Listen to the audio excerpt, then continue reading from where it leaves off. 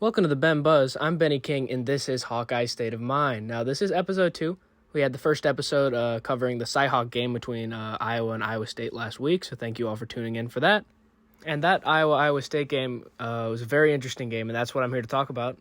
Very unfortunate loss for the Hawkeyes, and I mean the Cyclones, they came out swinging, and when you look at the score, the Hawkeyes were in it, but I mean there was just so many plays that got us into it. There was a big muff punt, just, certain things like that. We even had, through a pick where they took it, almost all the way back, where it's like we had a couple of key things that either kept us in the game or kept us out, and we ended up just losing by a field goal. So in my mind, it kind of cancels out. I don't think, we were robbed of this game or, we should have had it or, anything of that nature. Honestly, it was just unfortunate. And we didn't play well. Until later. Our defense was phenomenal, though. Held Rocco back to 134 yards and a touchdown. That sounds a little crazy, but they kept us in the game because the offense was struggling. Our lead rusher had 60 yards, and Mark Gronowski only threw 83 yards with that pick in there. So the fact that we were in this game and only lost by a field goal, 13-6, that's pretty good. Their leading rusher only had 47, so we did a decent job holding them back. They still outgained us, obviously. But I mean, the disparity is crazy because rushing yards, we did win at 131 to 104, but total yards, we were only behind for 20 yards. But it's where you look at passing yards, they're we only had 83, and they, of course, had 134. And that pick ended up kind of being the separator, and it was very interesting that it was a 54-yarder for Iowa State to win it once again, the same it was last year, a little deja vu for our Hawkeyes. Now, going forward, it was rough. It took them a while to figure out the run game, but they did. Patterson looked pretty solid. And, Xavier Williams, I was expecting more out of him. We saw a lot of him last week against Albany, and he played really well, but I don't know, because he had 7 carries, 26 yards. Eventually they just went forward with Patterson because he was playing great. He rushed for 60 on 11 carries with an average of 5.5. And then Mark Gronowski on the ground. Now, this is where the problem really was for me, where it's last week, Mark Gronowski ran a lot, and he didn't throw too much, and he didn't have much yards either, right? But he made it up in the ground game, and he rushed for a touchdown last week. This one, it was brutal. He ran 16 times for 37 yards, which is just 2.3 on average, which is not good. And, he did have that one touchdown in there. The one touchdown that Iowa scored in this game compared to the 7 we scored last week, but, of course, the opponent was up several notches this week. Now, I will say Gronowski started to figure it out late, but it was kind of too late. We, of course, ended up orchestrating that touchdown drive to tie it, but then Iowa State, they really didn't have to do much in that second half where they got that field goal, and then they got, that field goal to win it. And it was what I worried about last week, where I had said that I was worried that we didn't test out Gronowski enough in pure passing situations. We didn't give him enough reps, and we didn't really get him that sort of chemistry with his wide receivers enough going into this game. And I literally, you can go back and watch it, I said I was worried that we would get in a situation where we needed to pass and we wouldn't be able to do it. That's what I was really worried about, and that's exactly what happened, where Iowa did get the ball. There wasn't much time, but, I mean, if you watch that game, obviously there wasn't that much time, and they needed to get a good chunk of yards to win the game, but they didn't move. We really could not move. And obviously in that situation, you can't run the ball. You can't rely on that, right? So it's man, and it's kind of unfortunate that that's how it would end, which, I mean, if you think about it, that kind of makes sense and maybe what we deserve because we didn't work on it enough last week. But anyways, I'm not too upset about it because that's a great opponent. Iowa State's a great opponent. They're number 14 in the country now, very deservingly. So, and we're not even close to the top 25, unfortunately. So it's that's a great team. And we hung around with them. We played really well against, for when you're talking about the competition that we had, we were in it. We weren't getting blown out. We didn't get killed, which is what I was kind of worried about. We always play them close, so I didn't think that was going to happen. But just because Iowa State's been playing so well and they have a ranked one on their resume, they just blew out the other team that they played going into this one. So they came in with a lot of confidence, and they absolutely executed on that. I had talked to this a little about Jack on our college football episode and a little on this episode last week. about how Iowa State was not good defending the title.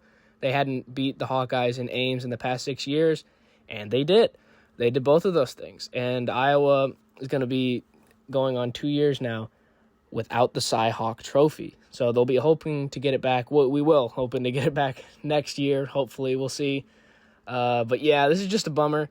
And it's not as upsetting as just a loss. It's who we lost to and what it means for the team. Because, I mean, like when you look at like our schedule every year, that's the big circled one. That's the game. That's the rivalry. So it's just unfortunate, especially 2 years in a row, because we had them for a while, and then the last 4 or so years it's kind of been back and forth, where they won a couple, and then this one definitely stings because now they have 2 in a row, which they hadn't had in a while, where it was kind of like they'd get it, but then we'd snatch it right back, and then they'd get it later, but we'd take it right back. But now they've had it. And even if we get it next year, they'll have had it for like 2 years. Is that accurate? Yeah. So, yeah, this is a bummer. But, Gronowski rushing the ball wasn't great. He started to figure out passing the ball a little too late. There's all these sort of gripes with it, and rushing wasn't great. But, I mean, you look at Iowa State's defense, Dominic Orange on their D-line. He was very explosive, and he definitely made his presence known all game. Dominic Orange was definitely one of the better players on Iowa State. And that's what kind of limited the run game and then affected the pass game a lot because Gronowski was under duress. And that's probably why a lot of his rushing stats aren't that great, because a lot of them were him trying to escape. Now, Iowa State, on their side, I mean, Rocco Beck played really well. For his standards, it wasn't great, but, I mean, Iowa's defense is so great, so the fact that no picks, no turnovers, he had decent completion for attempts, 18 for 27, and then obviously almost $150 yards and a touchdown. And with a game that's like this, where it's mostly field goals, those touchdowns are so valuable. And, they did really great. And their running backs didn't do the best, where Abu Sama got 12 carries and only got 47. Just under four average, which isn't terrible. Then Carson Hansen got 11 carries for 46. And then, they outgained us. They had a better defense. Well, I don't know if you say they have a better defense, but their defense definitely made their presence more known, I think, because our offense was lacking. Whereas their offense was great, so our defense really had a tough task. But I think maybe you can definitely say that their defense played better, but it's just we're comparing two different qualities of offense. So I'd say that even though they maybe have better stats, or they played a little better, they did have the pick. Iowa's defense might still be better, but I mean they were playing a much tougher offense. Unfortunately, it's hard to admit that as an Iowa fan, but I mean honestly, I think we'd be their biggest critics at the end of the day. I mean honestly, Gronowski started to figure it out later, and I think we'll get back on track next week against UMass. So I don't know, but yeah, it was a rough one, and would have really liked to have this one. And I know that they're 14th in the country, and they're one of the best teams in college football. And now with Arizona State losing, they're the top team of the Big 12. So I get all that, but it's just what this rivalry means for the state and the team especially, where, like, you think about, like, team morale. You know how down those guys are in themselves right now. It's tough because, like, you want to win this game. This is the big one. And unfortunate that they couldn't get it done, but I think they got a lot of things out of it. I think they figured a lot of things out that maybe we couldn't figure out against a lesser opponent against Albany, albeit I think they should have tried to throw it a little more, but still. Going forward, Iowa, I don't know, because we still have those tough games on our schedule where Indiana, Penn State, and Oregon, those games, unlike this one, we get them at home, but I mean, still, like, those teams are tough. And I felt like it didn't matter too much who was home in this one, because this one's always a coin flip no matter what. And last episode, I talked about how, like, it always feels like a few fluky random things happen that end up kind of determining the outcome. And I had brought up a game in 2019 where there was a muff punt by Iowa State that ended up giving Iowa the win. And I couldn't believe watching the game that kind of happened again, where Iowa State had a bad one, muff punt, where they kind of blocked the Iowa guy into the return man, which caused the ball they were saying it doinked off his arm and then into the Iowa guy's leg. It was really close in replay, but they upheld it. So, but you shouldn't have been blocking the Iowa guy right into your returner. That's just not smart. I think maybe he was trying to get like a roughing the returner or whatever by shoving him into the guy, but that's just not worth it. And then you see what you caused where you flipped the field for us, where it's like, it's especially with how our offense was playing, it was tough for us to get anywhere, and then you're just giving us the ball in field goal range. So Iowa State's very lucky that didn't end up really affecting the outcome because Iowa was not able to get it done. Now, looking ahead to next week, I think they will take care of business against UMass, but so far we've had a lot of teams, I'm going to point out a few, that have lost a big showdown and then show like how they respond, how they come back in week 2. It's so important when you lose how you respond. That really tells what kind of team you are and what kind of discipline that you have as a team. And overall, just how good a team is. It's how you respond to a loss. The very week afterwards, how do you play? How do you do? How do you respond from what just happened? And especially losing to an in-state game and a huge trophy game, how are they going to respond? Well, there's some examples from this year so far. In Iowa State's very first game when they beat Kansas State was ranked 17th. How did Kansas State respond? Well, they had a terrible game against an FCS school where they barely won, and then they just lost to Army. And Kansas was supposed to be a top 25 team. We've said on this podcast before, they were supposed to be certainly in the running for the Big 12 title. A lot of people had them winning it as their preseason favorites. And Kansas State had that tough loss in Iowa State where they only lost by a field goal, and it was kind of sloppy. Both QBs were struggling. But, it really tells you what kind of team they are when right after that they barely edge out an FCS school where they have to put up 38 points just to win and then lose to Army by a field goal in similar fashion to Iowa State. It's like, man, like that loss really broke them. And then you go into Alabama, which was the huge one, the huge week 1 upset to Florida State. How did they respond? Well, they beat up on Louisiana Monroe 73-0, and I know that's not a great opponent, but you're talking about 73-0. That team was hungry. That team was really upset about what just happened in the previous week, and they took it all out on Louisiana Monroe. And that's definitely the sign of a good team. It's how they respond. And Alabama, even though maybe they're not the best, and then maybe obviously Louisiana Monroe isn't that great of an opponent, but dropping 73 points, you can tell that it's nothing that Louisiana Monroe did, but it was personal for them to respond in such a way to really feel better about themselves. And that really shows something really interesting about how good a team is. And then you go to a team like Clemson, where they lost to LSU in week 1 in upsetting fashion at home. And then you go to week 2, they're messing around with Temple. They almost lost to Temple. They ended up figuring it out in the second week, but still, where it's like, it really is huge how you respond. And I can even keep going with a team like Baylor that had a tough game against Auburn where there were a couple mistakes where they probably should have won that game. How did they do? In the next week, they take on ranked SMU. I think they were 16. And they win in double overtime, putting up 45 points is crazy. Because you can tell that they really wanted it because they're that type of a team. And maybe it's not usually a determining of how good a team is, but it just shows their discipline and like how how you respond to things is so huge.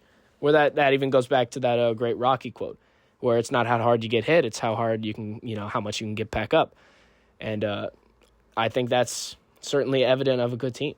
And that's what I'm worried about with Iowa. Now, it helps that our next opponent isn't that great in UMass, but I don't know. And especially with how this game played out, I really hope that we build on some things that we were building on in this game and some things that we kind of figured out and just let that build up throughout the season. But, very unfortunate. And I don't think we'll lose to UMass, but, this could even affect us down the road where it just shoots their confidence. So I think Iowa's going to be fine. I think we'll take care of business next week. But then beyond that, schedule's tough. And even some of those games where they're not like really tough teams, but like Rutgers is scary now. Not scary, like in terms of the top teams in the Big Ten, but like there's not really too many gimmies on this schedule. And with Iowa only having 1 win at this point, we'll take any win we can. So hopefully we'll do that next week against Massachusetts. Now, I think this is a team that will respond in a great way post-lost. I think it is. Iowa, you know how big they are on discipline. You know how huge they are with that. And honestly, I think Kirk Ferentz is going to have them ready next week. And I'm just hoping Gronowski continues to grow week to week. And I was very appalled how much they limited Iowa State, how much they limited the run game.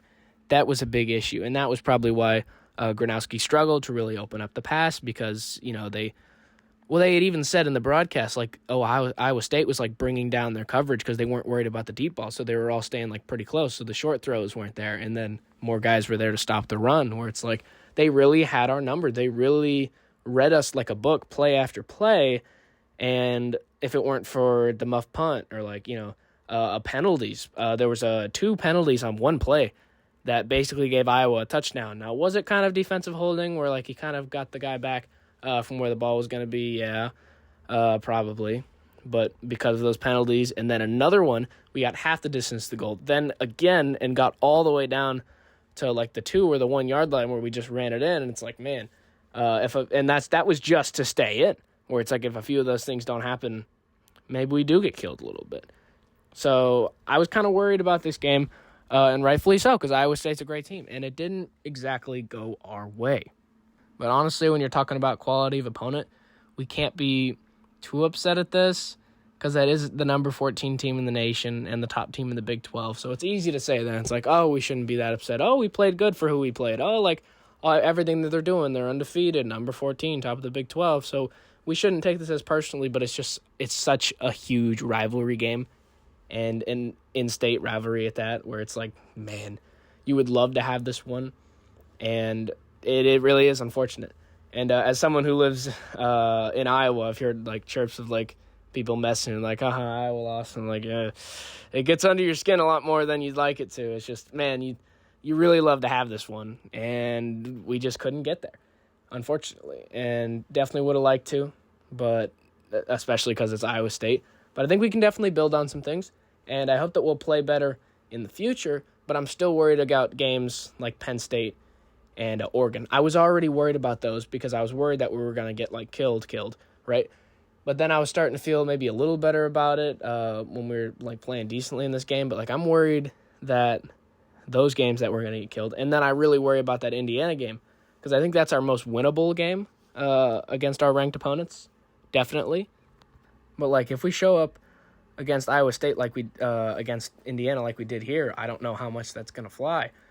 Because Iowa State gave us I didn't feel like they gave us everything they had. I'll say that.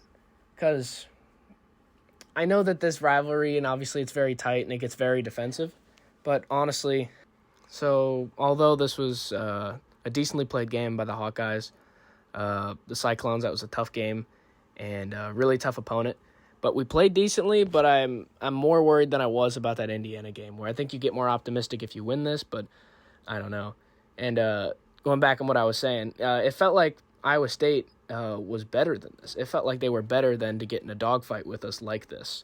So I didn't expect it as much. I really I didn't think we would get blown out. I'll say that, but we played relatively close, and I was worried that we weren't going to be able to do that.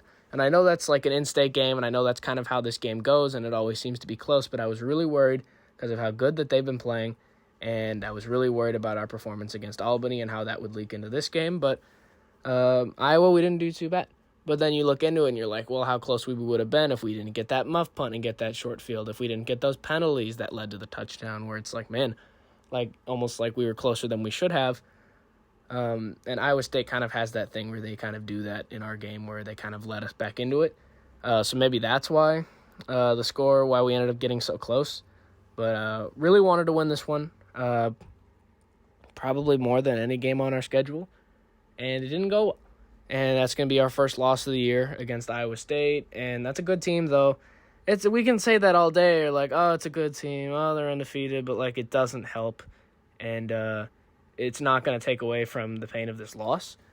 But I think our team did well, given the circumstances, given the quality of opponent. I think we did okay. And I would hope that we play similarly against teams like Indiana, Oregon, and Penn State. And maybe we'll steal a few of those. Maybe that gives me more confidence, actually, going into those games, now that we've had a game against a top team, and we played good. They needed a last-second field goal, or not last second, but a game winner to win it, basically. We were in that game. So if anything, that should give me more confidence. But it just sucks after a loss to feel that way. But I think Iowa's going to be one of those teams that responds well after a loss. I think we're going to win against UMass comfortably. I think Gronowski has his first 100-yard game through the air. I honestly think we're going to do well, and I think we need to. I think this week we need to do well. We need to respond in a great way. I don't care if we win. If we play like we did against Albany, that's a problem. That is a problem. I think we're going to win, but it's going to be about how we win, how we respond from such a loss against such a quality opponent. And I know they're quality, but such an important rivalry game. And it's definitely going to hurt not having the Cy-Hawk Trophy for another year. But it's going to be about how these guys respond. How disciplined are they? And I think they're up for the challenge. I think Iowa will definitely respond in a way that's going to be very inspiring. And I'm still pretty optimistic about the season overall, but we have some tough games. But I think we're really going to respond in a great way following this untimely loss. Thanks for tuning in to the Ben Buzz. This is Benny King, and this is Hawkeye State of Mind. Thanks for watching.